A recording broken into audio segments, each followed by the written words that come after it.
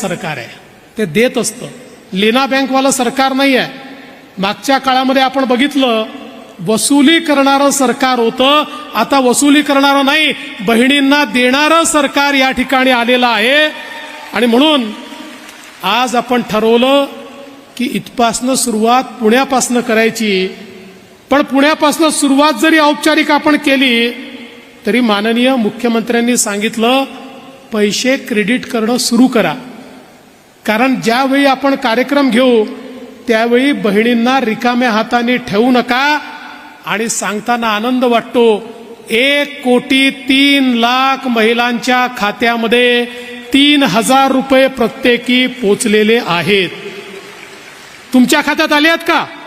ज्यांच्या आल्यात हात वर करा, हात वर करा ज्यांच्या हातात आल्यात.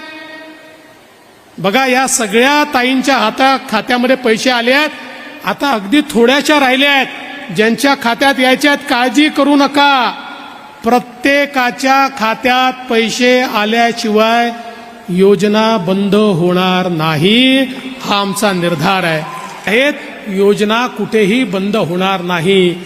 ही खटाखट सारखी योजना नाही आहे, ही फटाफट सारखी योजना आहे जी आमच्या तायांच्या खात्यामध्ये थेट त्या ठिकाणी हे पैसे जातात. मला तुम्हाला सांगितलं पाहिजे, आम्ही ज्यावेळेस घोषणा केली की आमच्या बहिणींना ओवाळणी द्यायची आहे, तुमच्या सावत्र भावांच्या पोटामध्ये खूप दुखायला लागलं आणि सावत्र भावांनी खूप प्रयत्न केला योजना होऊ नये म्हणून. मग पहिल्यांदा कोर्टात गेले. कोर्टाने त्यांना नाकारल्यानंतर काय केलं माहितीये? जाणीवपूर्वक फॉर्म भरून घेतले आणि त्याच्यावर पुरुषांचे फोटो लावले, जेणेकरून महिलांना नंतर सांगता येईल तुमचे फॉर्म तर आम्ही सरकारला दिले होते पण सरकारने ते फॉर्म स्वीकारले नाही. काही ठिकाणी तर मोटरसायकलचे फोटो लावले, कोणी बगीचाचे फोटो लावले.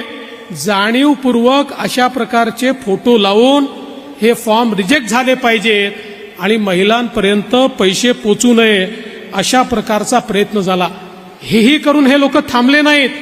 आपल्या पोर्टलवर मोठ्या प्रमाणात जंक डेटा त्यांनी टाकला, जेणेकरून हे पोर्टल स्लो झालं पाहिजे, हे पोर्टल बंद पडलं पाहिजे. मध्ये 4-5 दिवस ते पोर्टल बंद होतं. मग याच लोकांनी हाहाकार सुरू केला, पोर्टल बंद, पोर्टल बंद, पोर्टल बंद. अरे काळजी करू नका, पोर्टल बंद पडलं, आम्ही ऑफलाईन फॉर्म स्वीकारले, ते पुन्हा पोर्टलवर आणले आणि त्या ठिकाणी आमच्या बहिणींना पैसे आमचा देण्याचा जो निर्धार आहे तो आम्ही पूर्ण केला.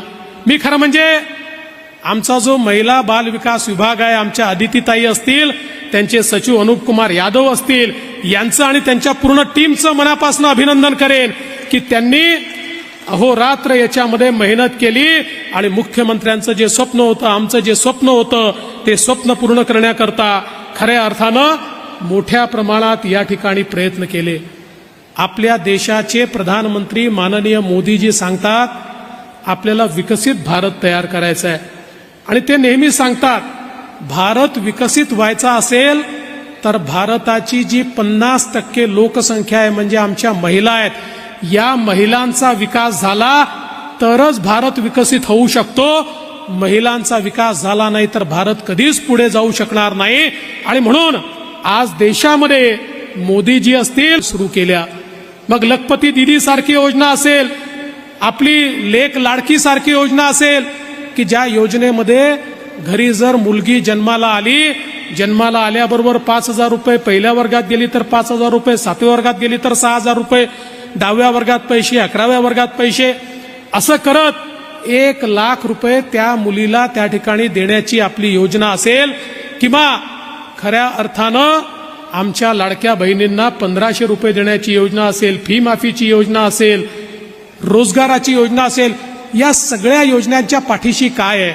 एकच उद्देश आहे की या राज्याच्या अर्थव्यवस्थेच्या मुख्य धारेमध्ये आमच्या महिलांना पूर्ण भागीदारी मिळाली पाहिजे.